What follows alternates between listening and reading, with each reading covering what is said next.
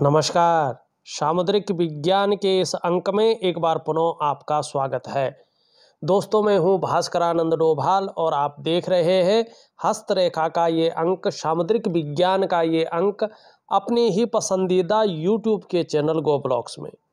एक सुंदर सी मेल हथेली, आप पुरुष जातक हैं और आपकी रियल हथेली मेरे सामने विवेचना के लिए आई हुई है।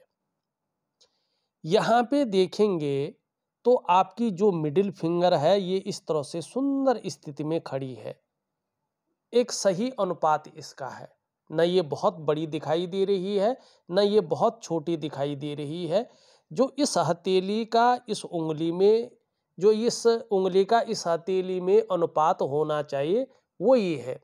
इसका मतलब है कि देखिएगा, जीवन में उतार चढ़ाव तो आता है, नुकसान भी व्यक्ति झेलता है, संघर्ष भी झेलता है, लेकिन फिर भी आने वाले समय में आपकी मानसिक स्थिति बहुत शानदार रहेगी और जिसका लाभ आपको जबरदस्त रूप में होगा।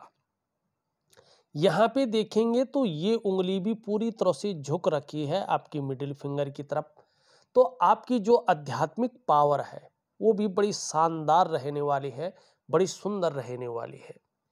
और बृहस्पति के कारण स्वाभिमान की भावना बहुत अच्छी रहेगी, विवेक आपको जीवन में बहुत अच्छा रहने वाला है और समय पड़ने पर दूसरों की मदद भी आप खूब करेंगे।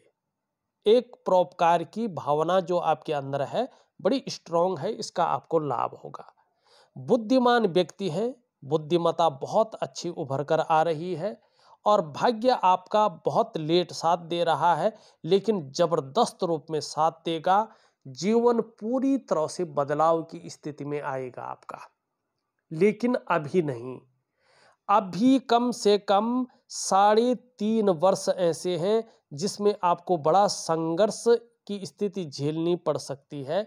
बड़ा संभल कर आपको चलना होगा, कुछ विशेष चीज़ों का आपको ध्यान रख के चलना है, कुछ उपाय जरूर करने हैं तो आपको बड़ा लाभ होगा। यहाँ पे सबसे बड़ी चीज़ देखिएगा, आपका जो ये अंगूठा है ना, इसके नीचे का जो ये भाग है ना, इसको हम शुक्र का पर्वत कहते हैं। ये हमारी हथेली में बैठने वाले सेकंड आचार्य हैं, दैत्य गुरु हैं, शुक्राचार्य जी हैं। कला है, सौंदर्य है और सुंदरता है और एक सुखद जीवन है, इसके लिए इसका पुष्ट होना, सुंदर होना बहुत जरूरी होता है। लेकिन यहाँ पे देखेंगे तो ये पुष्ट और सुंदर तो है लेकिन इसमें जाल बना हुआ है, ठीक है ना। और जाल के अतिरिक्त देखेंगे जो वर्टिकल रेखाएं हैं ये बड़ी महीन दिखाई दे रही हैं, जबकि आपकी जो आड़ी रेखाएं हैं इन्होंने इस रेखाओं को पूरी तरह से ढक रखा है। जब शुक्र पर्वत पे ये स्थिति दिखाई दे तो यकीन मानिएगा, ऐसे व्यक्तियों के पास कभी भी धन टिकता ही नहीं है। जब तक ये चीजें रहेंगी हथेली में धन नहीं टिकेगा, ठीक है ना। और यदि चंद्र पर्वत पर भी इस प्रकार का जो चिन्ह आप देख रहे हैं ना, ये अगर बन जाए और यहां से भी निकल कर बन जाए तो इसके साथ ये बने तो इसको अच्छा नहीं माना जाता है, ठीक है ना। ये क्या करता है कि बहुत ज्यादा जीवन में संघर्ष कराता है।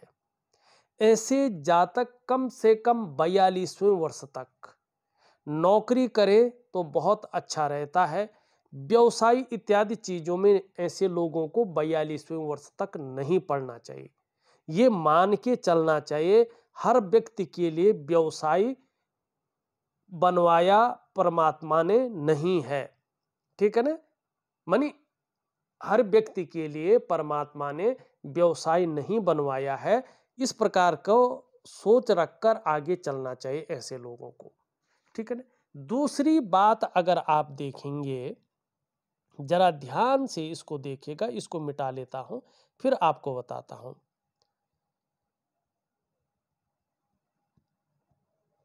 ये अंगूठा अगर इस प्रकार से हो तो ये व्यक्ति की बुद्धिमत्ता को दिखाता है कि व्यक्ति बहुत इंटेलिजेंट है, व्यक्ति बहुत बुद्धिमान है, बड़ा चातुर्य व्यक्ति के अंदर है। लेकिन देखिएगा, ये जब ऐसा रहता है तो व्यक्ति अगर जल्दबाजी में, भावनाओं में आकर और उतावलेपन में बड़ा निर्णय अगर लेता है तो जीवन काल में ये संघर्ष कराता है, ये जीवन काल में धन हानि कराता है। ऐसे व्यक्तियों को 42 ईयर तक, 42वें वर्ष तक व्यवसाय बड़ा सोच समझ कर करना चाहिए। ये व्यवसाय में नुकसान को दिखाता है। यदि बहुत जरूरी हो, जब और कोई काम न चीज न सूझे, तो तब अगर व्यवसाय करें भी तो पार्टनरशिप में ऐसे लोगों को कार्य नहीं करना चाहिए। खूब मेहनत के बाद ही ऐसे लोगों के पास धन आता है। आपके पास भी ऐसी स्थिति दिखाई दे रही है। खासकर यहाँ पे जीवन में धन कमाने की स्थिति बहुत लेट आ रही है। हाँ, जीवन काल के 42वें वर्ष से चीजें ठीक होने शुरू हो जाएंगी, जो धीरे धीरे अच्छी स्थिति में आएंगी। हाँ, बुढ़ापा बहुत अच्छा है। 56 वर्ष के बाद बहुत अच्छा समय दोबारा आ रहा है। जैसे 42वें वर्ष से आ रहा है, वैसे ही 56 वर्ष के बाद भी फिर दोबारा बहुत अच्छा समय यहाँ पे आ रहा है। जैसे जैसे उम्र बढ़ेगी वैसे वैसे घुटने का दर्द है, पीठ का दर्द है और कमर की प्रॉब्लम है, इसकी संभावनाएं भी बढ़ेंगी। तो इसके लिए आपको कहीं ना कहीं योगा है, प्राणायाम है, मेडिटेशन है, ये जरूर करना है। ठीक है ना।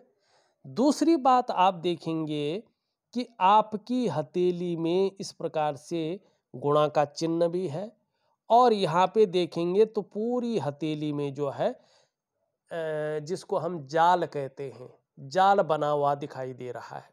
देखिएगा, इसको अच्छा नहीं माना जाता है। जब हथेली में जाल बनता है तो ये नेगेटिव ऊर्जा का कारक है, नेगेटिव ऊर्जा को रिप्रेजेंट करता है कि आपके जीवन में नेगेटिव ऊर्जा घर कर गई है और अपने पूरी तरह से अपना प्रभाव दे रहा है।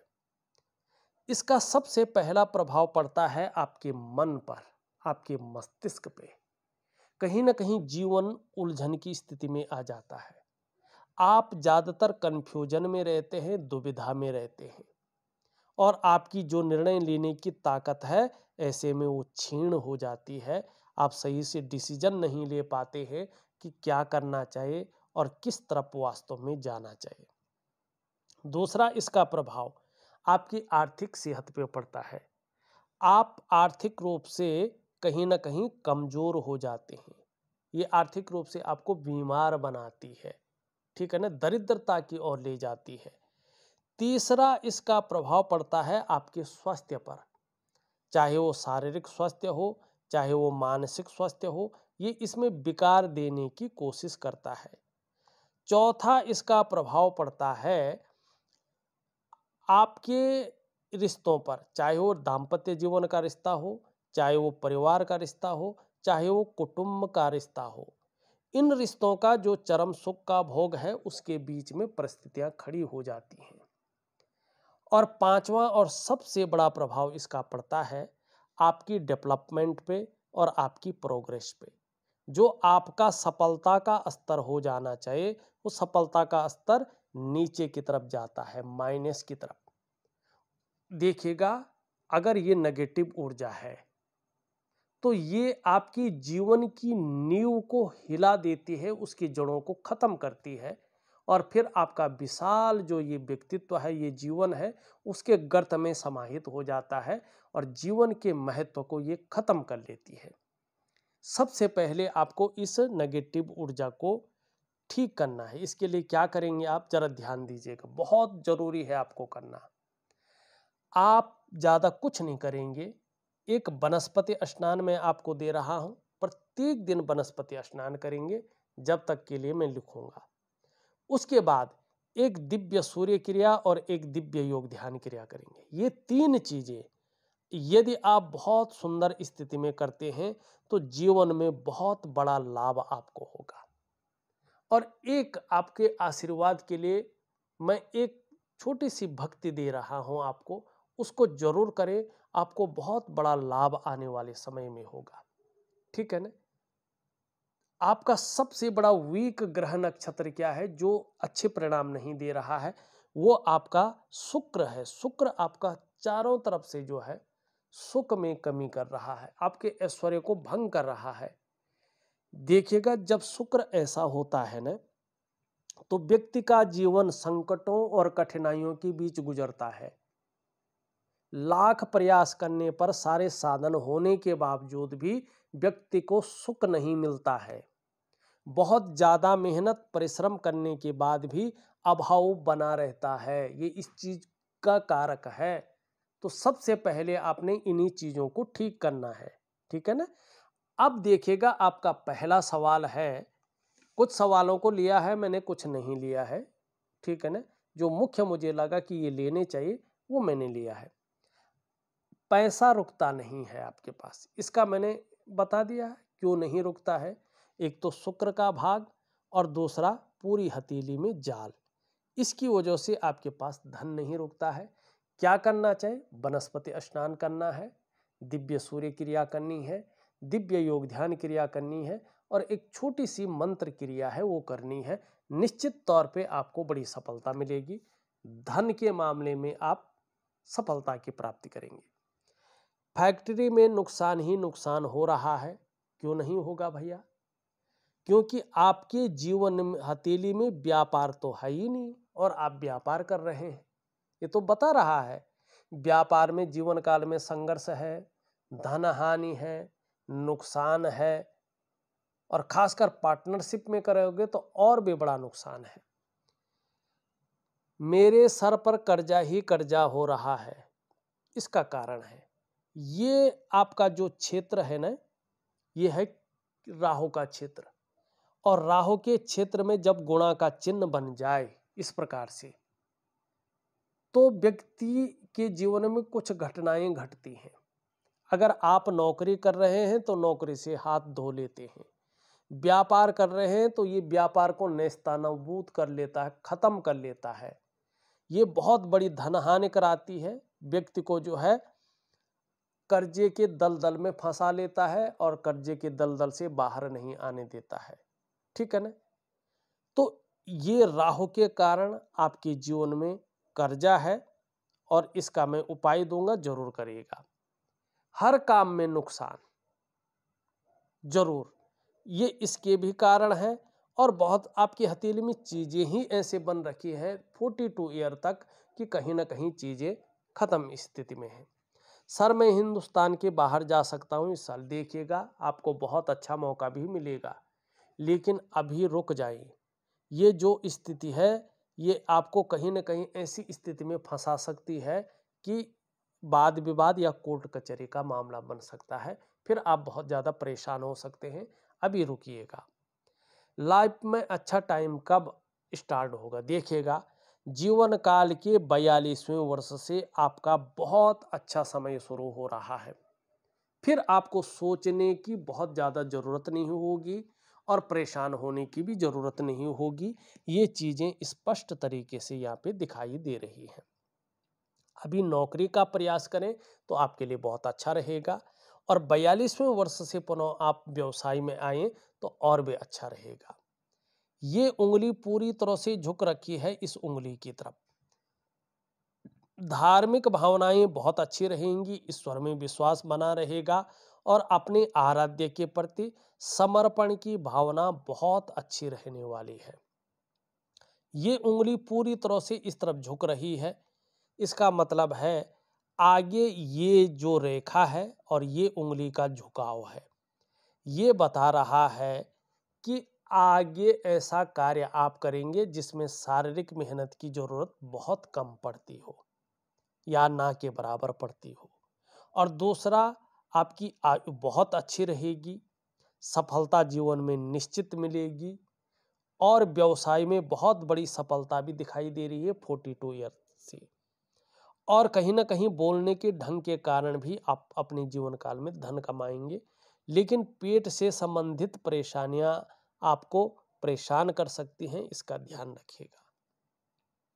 ये उंगली पूरी तरह से झुक रखी है इसकी तरफ, यश पाने की इच्छा, नेम फेम पाने की इच्छा और अपने कार्यों में विस्तार पाने की इच्छा बहुत अच्छी रहेगी। यहाँ पे ये इससे बड़ी है और इससे छोटी है। आप सफल जरूर होंगे, जीवन में यश की प्राप्ति जरूर करेंगे, ये स्पष्ट चीजें दिख रही हैं। इसके बीच में गैप दिखाई दे रहा है।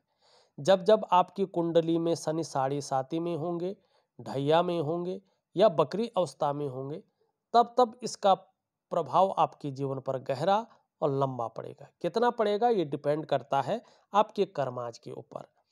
ये उंगली सीधी खड़ी है लेकिन इसके पहले पोर्वे तक नहीं पहुंच पा रही है, तो मनी मैनेजमेंट में, कागजों के रख रखाव में, अकाउंटेबिलिटी में और फाइलिंग में कमी को दिखाई दे रही है।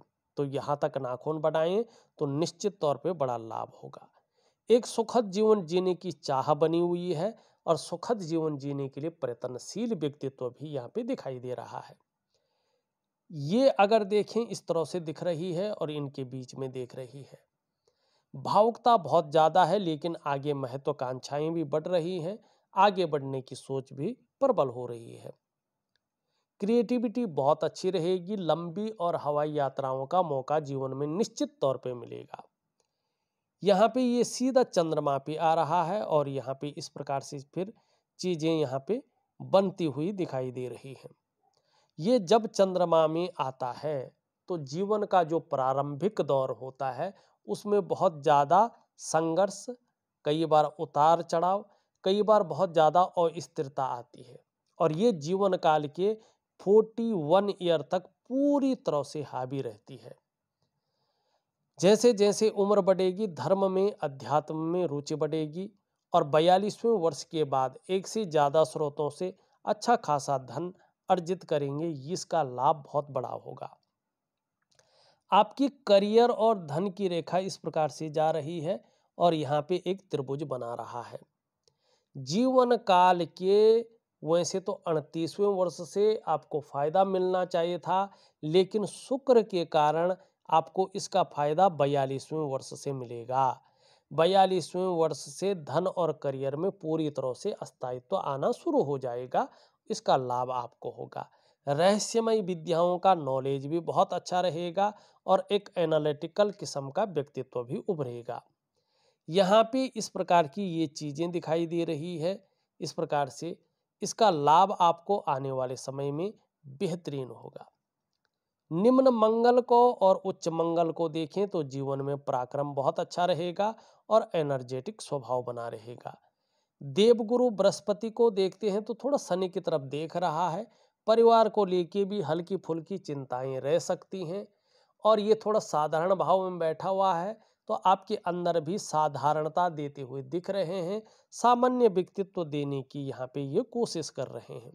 शनि आपका अच्छा है, शनि में कोई कमी नहीं है। सूर्य की स्थिति देखें तो धीरे धीरे अच्छा हो रहा है, सूर्य का लाभ होगा। बुध आपका बहुत अच्छा है, वाणी बहुत अच्छी रहेगी और कहीं ना कहीं आगे चलकर व्यापार में वृद्धि होगी। चंद्रमा यहाँ पे बहुत ज्यादा अनबैलेंस दिखाई दे रहा है। मन गड़बड़ रह सकता है, मानसिक परेशानी बनी रह सकती है, भावुकता बहुत ज़्यादा आ सकती है, इमोशनली परेशान रह सकते हैं और मन कभी कभी अच्छा नहीं रहेगा। मन व्याकुल हो सकता है, मन भटक सकता है, मन उचाट हो सकता है और यहाँ काम कर रहे हैं, मन दूसरी जगह गया हुआ रह सकता है। मन के खराब होने के कारण आपका जो डाइजेस्टिव सिस्टम है उसमें बड़ा फर्क पड़ सकता है, उसका ध्यान रखना पड़ेगा। ऐसे में नींद आने में भी दिक्कतों का सामना करना पड़ सकता है, इसका भी विशेष ध्यान रखें। देखिएगा आपको वास्तव में करना क्या है। आपको एक वनस्पति स्नान करना है, एक दिव्य सूर्य क्रिया करनी है, एक दिव्य योग ध्यान क्रिया करनी है और एक छोटी सी मंत्र साधना है, वो करना है। इन सब को ऑडियो के माध्यम से लिख करके आपके व्हाट्सएप नंबर पे भेज रहा हूं। आप मन से एकाग्रता से कीजिएगा निश्चित तौर पे और 3 से 6 महीने तक कंटिन्यू करिएगा। यकीन मानिएगा आपको बहुत अच्छा लाभ होगा। इस वीडियो में बस इतना ही। एक नई वीडियो के साथ पुनः उपस्थित होऊंगा। तब तक के लिए नमस्कार।